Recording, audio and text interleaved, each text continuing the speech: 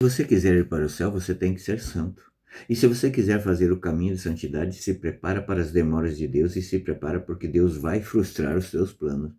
Sim, porque embora nós façamos uma regra de vida até virtuosa, é necessário entender que nós somos manchados pelo pecado original.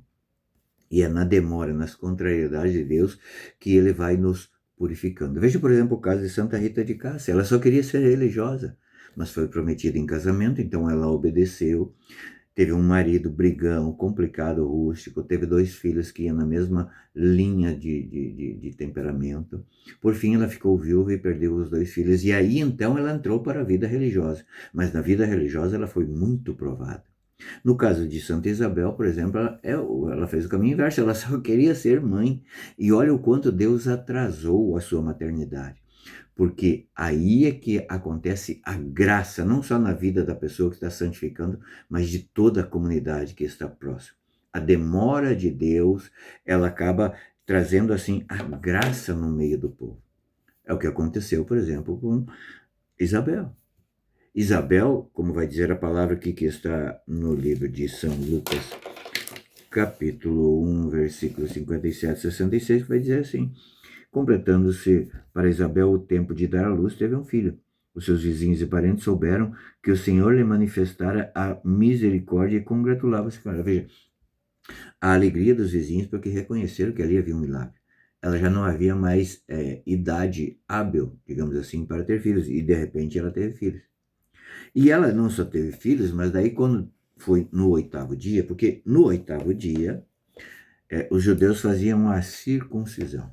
A circuncisão era uma espécie de um sacrifício que a criança fazia para ser digna do seu nome. Porque veja, Deus sempre que ele dá uma missão para alguém, ele muda o nome. Né? Foi assim com Pedro, foi assim com muitos outros. Né?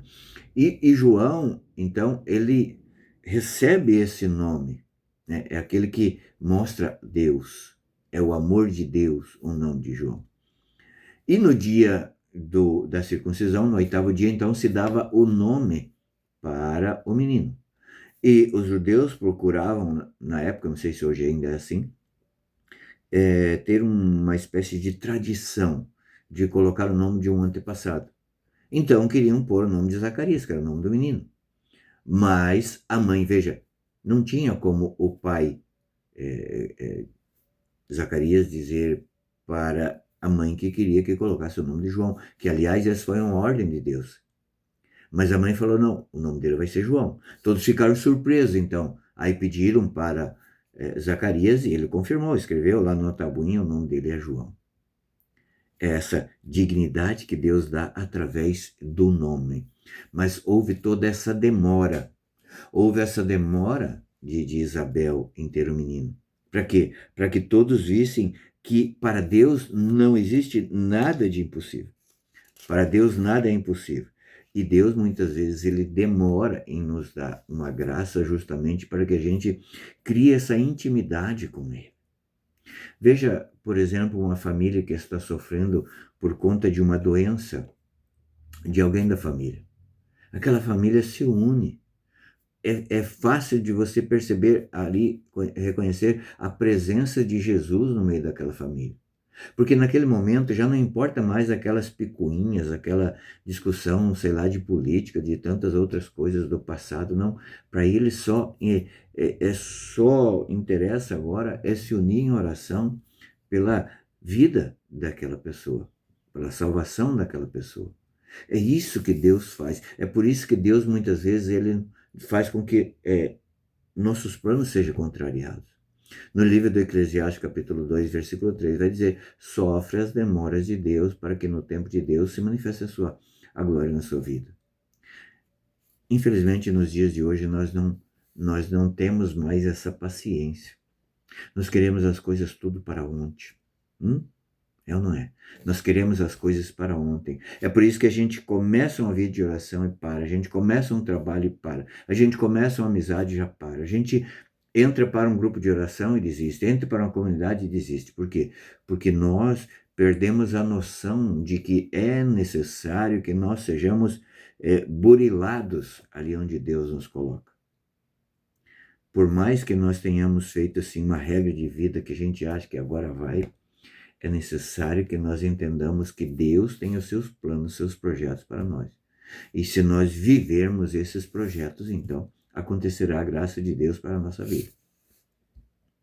Veja, o caso de Santa Rita de Cássia, por exemplo. Ela viveu esse tempo com aquele marido bruto, tal. Com o tempo, por conta da ação dela, esse marido dela foi melhorando a sua conduta. Os seus filhos também. Ora, mas acontece que quando esse homem, marido dela, foi assassinado, os dois filhos juraram vingança. Então ela fez uma oração, olha só, ela fez uma oração ousada para Deus.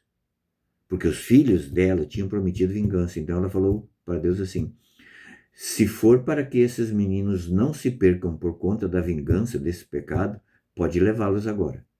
E os dois filhos dela morreram, sim, misteriosamente. E aí sim ela entrou para o convento. Mas veja, uma grande dificuldade, porque ela entrou para o convento, ela tinha as freirinhas novas, né, as postulantes, e ela já de idade, já adulta, então ela foi provada. Né? Então, a Madre Superiora mandou que todos os dias ela regasse lá um toco de árvore, de planta lá que já estava seco.